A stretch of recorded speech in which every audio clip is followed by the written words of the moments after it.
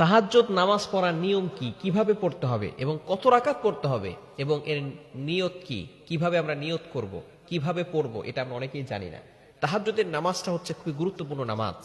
এই সময় আল্লাহ তাআলা প্রথম আসমানে চলে আসে। আমরা অনেকেই তাহাজ্জুদ নামাজ পড়ার ট্রাই করতেছি, আলহামদুলিল্লাহ অনেকেই এখন আমরা তাহাজ্জুদের নামাজ পড়ার চেষ্টা করি। অনেক মা বোনেরা তাহাজ্জুদের দিকে ফিরে আসতেছে। বিশেষ করে একটা সময় ছিল তারা নামাজ পড়তো না, এখন আলহামদুলিল্লাহ ৫ ওয়াক্ত নামাজও পড়ে, তাহাজ্জুদ নামাজও মিস করে না। এরকম মানুষ আছে না নাই? এরকম অনেক আল্লাহওয়ালা ব্যক্তি আছে বলেই আল্লাহ তাআলা এখনো দুনিয়াটাকে টিকিয়ে রেখেছেন।